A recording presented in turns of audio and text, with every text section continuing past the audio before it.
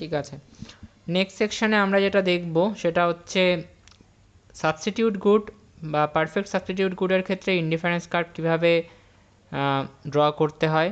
আর একটা যেটা আমরা দেখব সেটা হচ্ছে complementary goods, perfectly complementary goods এর ক্ষেত্রে ইনডিফারেন্স কার্ভ কীভাবে ড্র করতে হয়।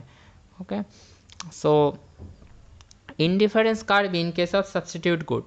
সাবস্টিটিউট গুডের ক্ষেত্রে আমরা কি এক্সাম্পল নিয়েছি, একটা হচ্ছে পেপসির এক্সাম্পল নিয়েছি, আর একটা কিসের এক্সাম্পল নিয়েছি, কোকাকোলা। তো এরা সাবস্টিটিউট গুড মানে কি, মানে আমার যদি পেপসি খেতে ইচ্ছে না করে আমি পেপসির জায়গায় কোকাকোলা খেতে পারি, বা আমার যদি কোকাকোলা খেতে ইচ্ছে না করে আমি কোকাকোলার জায়গায় পেপসি খেতে পারি। দে আর পারফেক্টলি সাবস্টিটিউট, একটাকে অন্যটার জায়গায় রিপ্লেস করা যায়, একটাকে অন্যটা দিয়ে রিপ্লেস করা যায়, দ্যাটস হোয়াট সাবস্টিটিউট মিনস। এবার সাবস্টিটিউট গুডের ক্ষেত্রে ইনডিফারেন্স কার্ভটা কীরকম হয়, তো দেখো আমি আগে পয়েন্টগুলো বলি। তো ধরো পেপসি আর কোকাকোলা,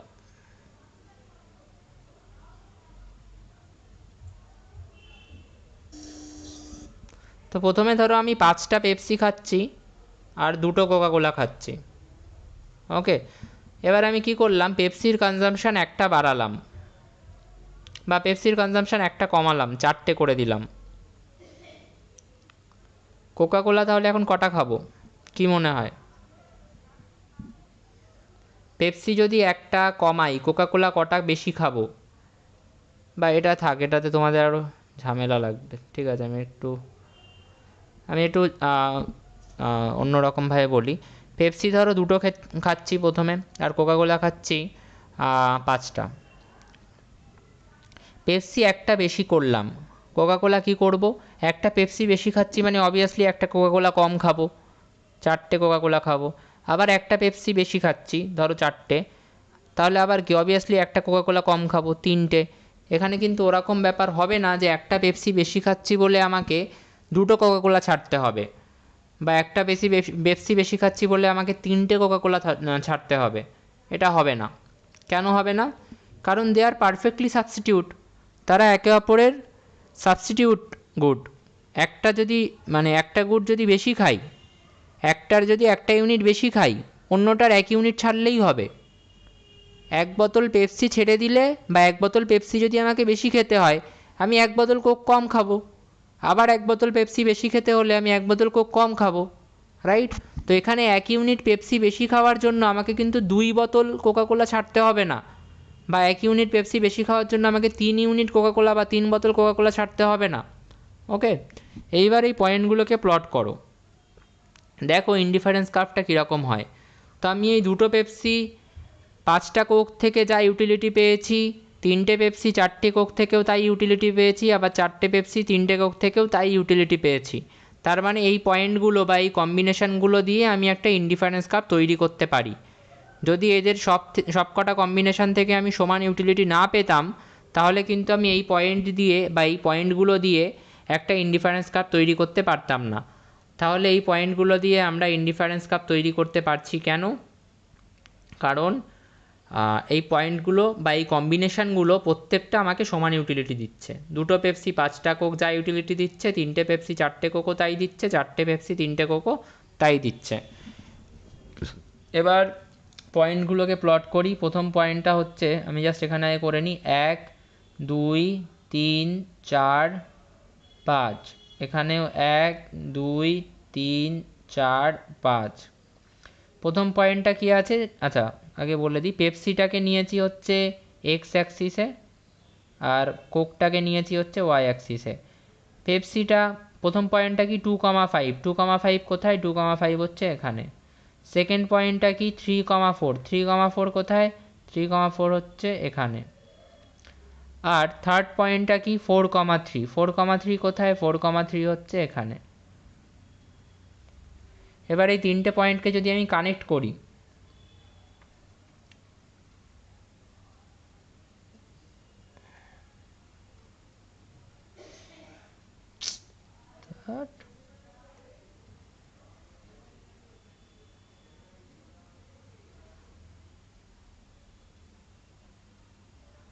দেখো 3টে পয়েন্টকে কানেক্ট করলে কিন্তু একটা স্ট্রেট লাইন আসছে। এরকম না যে আমি জোর করে স্ট্রেট লাইন বানাচ্ছি, বাট একটা স্ট্রেট লাইন আসছে। ঠিক আছে, তাহলে এই তিনটে কম্বিনেশান মানে কম্বিনেশান এ, কম্বিনেশান বি আর কম্বিনেশান সি, এই তিনটে কম্বিনেশানকে যেই আমি কানেক্ট করছি কী পাচ্ছি, একটা স্ট্রেট লাইন।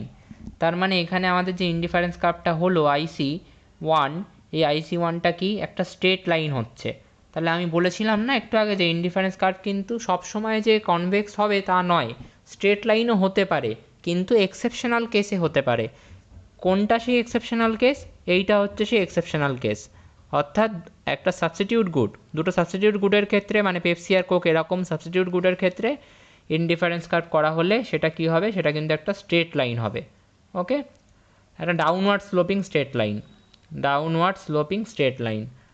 ঠিক আছে, বলো কারো কোনো ডাউট আছে এটাতে? খুব সিম্পল টপিক, বলো ডাউট আছে এটা কোনো?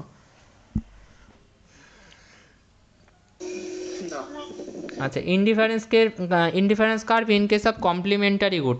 নেক্সট যেটা আছে সেটা হচ্ছে আমরা দেখব যে কমপ্লিমেন্টারি গুডের ক্ষেত্রে কি করে ইনডিফারেন্স কার্ভ ড্র করতে হয়। কমপ্লিমেন্টারি গুড মানে কি?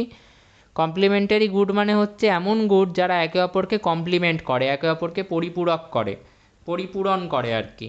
তো কমপ্লিমেন্ট করে মানে কি? কমপ্লিমেন্ট করে মানে হচ্ছে যেমন শুজ, আমার যদি রাইট লেগের বা রাইট শুটা থাকে, লেফট শু কিন্তু লাগবেই। খালি রাইট শুটা নিয়ে কিন্তু আমার কোনো কাজ নেই। খালি রাইট শু যদি আমি কিনে নিয়ে বাড়ি আসি, আমি ওটাকে কোনো কাজে লাগাতেই পারবো না, ওটার কোনো ইউটিলিটি নেই। ওর ইউটিলিটি কি? জিরো। কিন্তু ওর ইউটিলিটি কখন আমি পাবো? যখন আমি লেফট শুটাও নিয়ে আসবো। তাহলে এরকম গুড যার একটার সিঙ্গেল পিসের কোনো ইউটিলিটি নেই বা ওর একার কোনো ইউটিলিটি নেই, ও আর একজনের সাথে মিলে তারপর আমাকে ইউটিলিটি প্রোভাইড করবে, সেই টাইপের গুডদের আমরা কি বলি? Complementary good. সেই টাইপের গুডগুলোকে আমরা বলি কমপ্লিমেন্টারি গুডস। যেরকম হচ্ছে রাইট শু আর লেফট শু, রাইট, যেরকম হচ্ছে টি আর মিল্ক। ঠিক আছে, বা যেরকম আমরা বলতে পারি রাইস আর ডাল। খালি রাইসের কোনো ইয়ে নেই। এবার তোমরা বলতেই পারো যে আমরা সবজি দিয়েও খেতে পারি, কিন্তু আমি জাস্ট বোঝানোর জন্য বলছি যে রাইস আর ডাল, ডাল আর রাইস মিলে তারপরে আমাকে একটা ইউটিলিটি দেবে। রাইস একাও কিছু দিতে পারবে না, ডাল একাও কিছু দিতে পারবে না।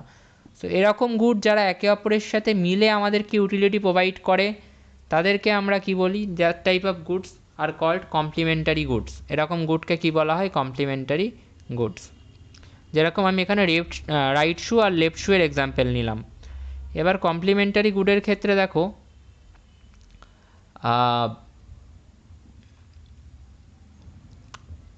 আমি জাস্ট করছি পয়েন্টটা। রাইট শু আর লেফট শু, ওয়াই এক্স অ্যাক্সিসে আমি রাইট শু নিয়েছি, ওয়াই অ্যাক্সিসে আমি লেফট শু নিয়েছি।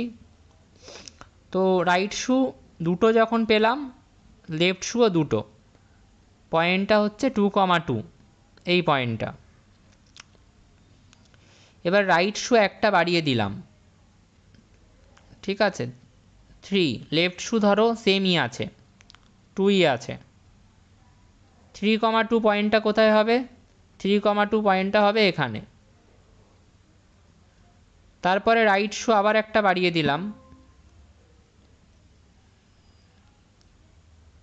লেফট শু এখনও আছে হচ্ছে দুটোই। কোথায় হবে 4,2 পয়েন্টটা? এখানে। আচ্ছা, আবার এখানে কি করছি আমি? রাইট শুটা, এবার রাইট শুটা আমি 2ই রাখছি, সেমই রাখছি 2। লেফট শুটাকে আমি কমিয়ে বা কমাবো, বা বাড়িয়ে দিচ্ছি, ধরো লেফট শুটা 3টে করে দিলাম। তাহলে 2,3 পয়েন্টটা কোথায় হবে? এখানে। জাস্ট পয়েন্টগুলো সাথে সাথে করে লিখতে থাকি। 2,3 এটা হচ্ছে 3,2, এটা হচ্ছে 4,2। আচ্ছা, আবার রাইট শুটা 2ই রাখলাম, লেফট শুটা করে দিলাম 4টে, 2,4 কোথায় হবে? এখানে। এবার এই পয়েন্টগুলোকে যদি কানেক্ট করো, ধরো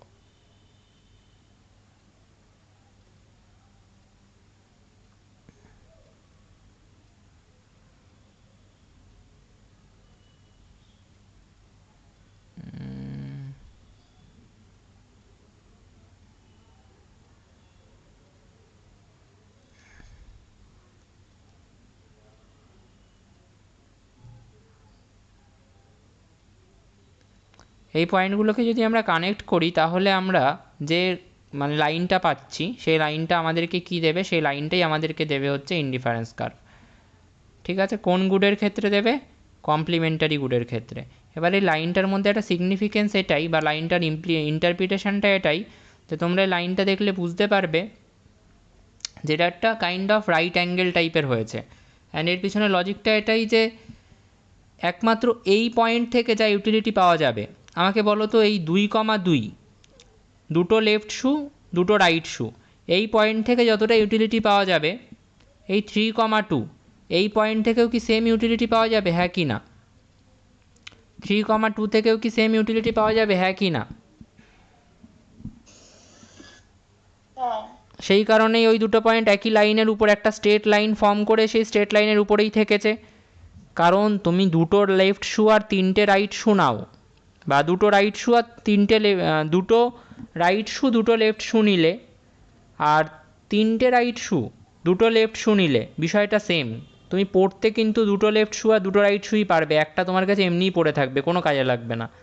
তো যেহেতু 2,2 আর 3,2 ইউটিলিটি তো সেমই দেবে, এটা এই পয়েন্টটা যা ইউটিলিটি দেবে এই পয়েন্টও তাই ইউটিলিটি দেবে, সেই কারণেই দুটো পয়েন্ট একটা স্ট্রেট লাইনের উপরেই আছে।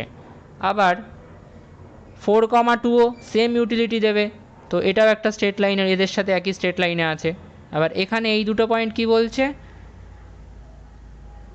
এই দুটো পয়েন্টও সেম ডিনোট করছে, ইউটিলিটি তো সেমই দেবে, কিন্তু এখানে লেফট শু একটা বেশি বলে এটা উপরের দিকে ভার্টিক্যাল স্ট্রেট লাইন বরাবর রয়েছে, 2,3 আর 2,4 ভার্টিক্যাল স্ট্রেট লাইনে রয়েছে।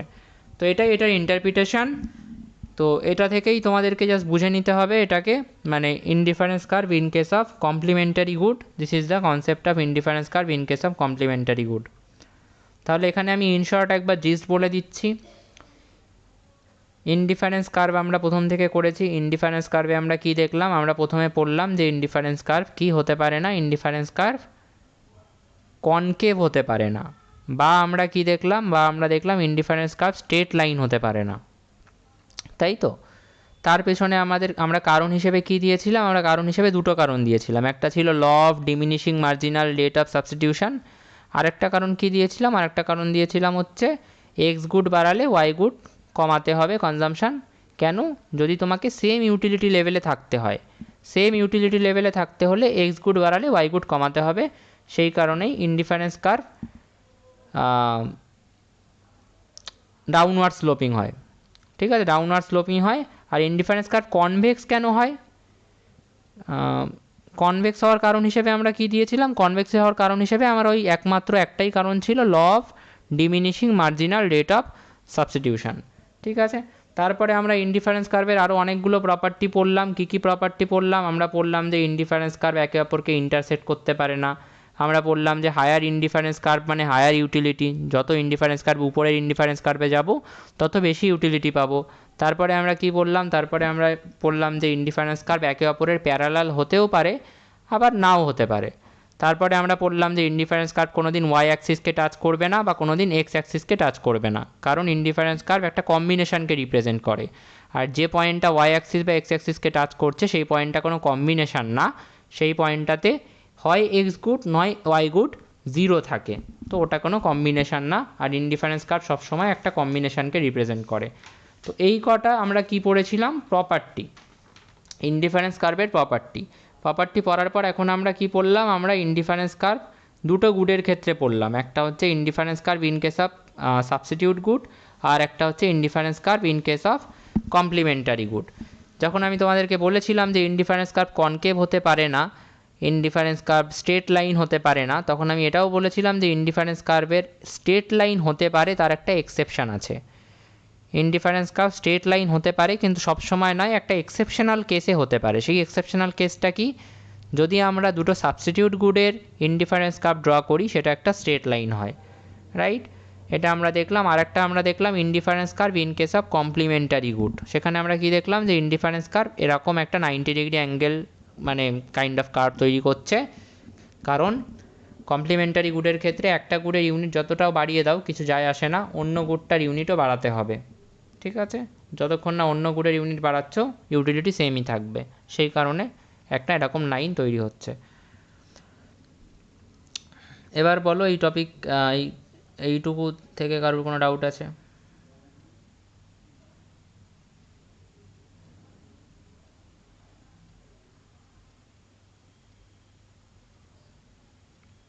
না স্যার।